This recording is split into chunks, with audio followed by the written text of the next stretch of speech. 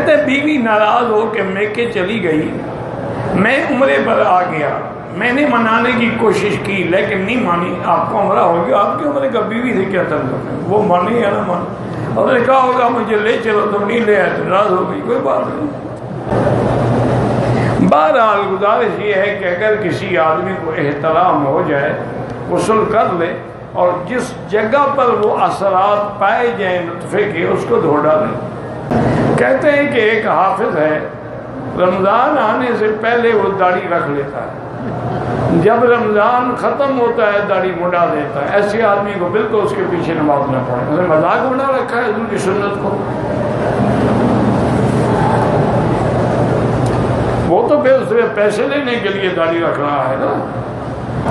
استغفار پڑھنے کے لیے کسی بزرگ کی اجازت کی ضرورت نہیں، جب اللہ نے حکم دیا استغفار کرو تو بزرگ کی اجازت کا کیا تعلق ہے؟ اللہ نے قرآن میں فرمایا قل تستغفروا ربکم، استغفار کرو۔ جب اللہ نے حکم دے دیا تو اب ہم بزرگ کے پاس جائیں، جناب اللہ کے کہنے پہ اعتبار نہیں، تم اجازت دے دو۔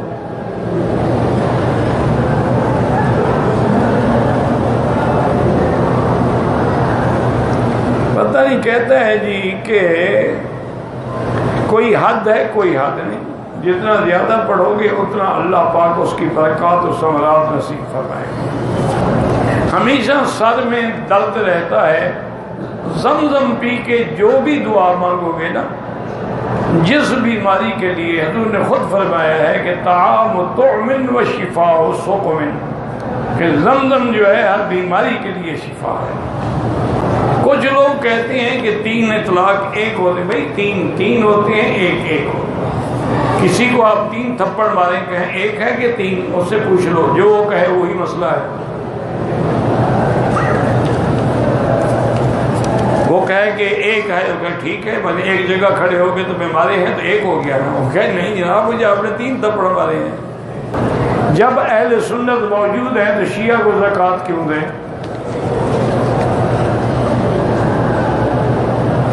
پاکستان میں جماعت حقہ کون سی ہے خود دیکھ لیں، جو حضور کی سنت کے مطابق لباس ہے، داڑھی ہے، عمل ہے، نماز ہے، روزہ ہے، وہ حقہ ہے۔ ایک سرکاری افسر ہے، رشوت لیتا ہے، غریبوں کی مدد کرتا ہے، حرام کے پیسے سے مدد کرتا ہے، اتنا جائز ہے؟ اللہ حرام کا پیسہ قبول ہی نہیں فرماتے۔ ان اللہ طیب لا یقبل الا الطیب، اللہ پاک ہے اور پاک چیز قبول فرماتے ہیں۔ یہ اچھی بات ہے کہ رشوت لے کے غریبوں کی مدد ہو رہی ہے۔ تم جی غریبوں کی مدد نہ کرو، توبہ کرو رشوت سے۔ رشوت بہت بڑی لعنت ہے۔ حضور نے فرمایا الراشی والمرتشی ملعونان، رشوت دینے والا لینے والا دونوں پہ اللہ کی لعنت ہے۔ اسلام میں انشورنس کرانا بغیر ضرورت، یاد رکھو، ایک ہے کہ کسی ملک میں قانون ہے، ہم وہاں بغیر انشورنس کے داخل ہی نہیں ہو سکتے تو ہم مجبور ہیں۔ اپنی خوشی سے اگر انشورنس کرائیں تو حرام ہے، اور صرف حرام نہیں ڈبل حرام ہے۔ اس میں سود بھی ہے اور جوا بھی ہے، جوا بھی حرام، سود بھی حرام۔ جوا کیسے ہے؟ آپ نے 10 لاکھ کی پالیسی لی، ابھی آپ نے 2-3 یعنی پیمنٹ کی ہے اور آپ مر گئے تو آپ کو 10 لاکھ ملے گا۔ دیا ابھی آپ نے 1 لاکھ ملی لیکن مل 10 لاکھ ہے، تو جوا یہی تو ہوتا ہے کہ ایک پتا پھینکو اور پیسے مل جائیں۔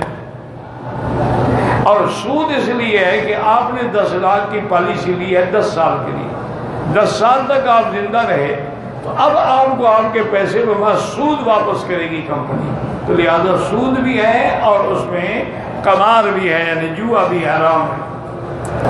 جنت البقیع کی فضیلت ہے، بالکل فضیلت ہے، لیکن ان کے لیے جن کی موت ایمان پہ آئے، جو کفر میں مرے ان کو کعبے کے اندر بھی دفن کرو تو جہنم میں جائیں۔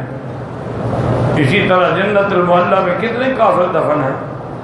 حضور کے سارے بڑے بڑے دشمن کافر جو تھے سب جنت المعلیٰ تو جنت میں تھوڑا جائیں گے۔ جنت کا تعلق ایمان سے ہے کہ جو آدمی ایمان پہ مر جائے اور جس کا آخری کلمہ لا الہ الا اللہ ہو تو اللہ اس کو جنت دیں گے۔ جنت البقیع میں کافر دفن ہو یا منافق دفن ہے عبداللہ ابی، وہ سیدھا جہنم جائے گا، اس کی تو بخشش ہوئی نہیں۔ 2 سال قبل ہم نے اپنی بیٹی کی شادی کی تھی باقاعدہ استخارہ کیا تھا، استخارے میں شادی بھی، لیکن اس کے باوجود ہماری بچی کو طلاق واقع ہوگی، اللہ کی مرضی ہے، یہ کوئی ضروری تو نہیں طلاق ہو جاتی ہے۔ جو لوگ انبیاء علیہم السلام اور خاص طور پہ حضور صلی اللہ علیہ وسلم کو ہر جگہ حاضر ناظر کا عقیدہ رکھتے ہیں، ان کے پیچھے نماز جائز نہیں ہے تو کفر ہے۔ حاضر ناظر تو اللہ کی شان ہے، نبی تو حاضر ناظر نہیں ہوتے۔ 12 ربیع الاول کو جو جشن عید میلاد نبی مناتے ہیں وہ بدعت ہے، نہ قرآن میں ہے، نہ حدیث میں ہے، نہ صحابہ اور اہل بیت نے منایا ہے۔ اکثر لوگ یہ کہتے ہیں کہ اللہ توفیق دے گا تو داڑھی رکھیں گے، بالکل اس میں کوئی شک نہیں، لیکن روٹی کے لیے بھی یہی کہتے ہیں توفیق دے گا تو کھائیں گے، یعنی روٹی اپنے منشے سے کھاتے ہو، داڑھی اللہ فرشتہ بھیجے تمہارے لیے، اللہ نے نبی بھیجا، پیغمبر بھیجا، حکم آ گیا۔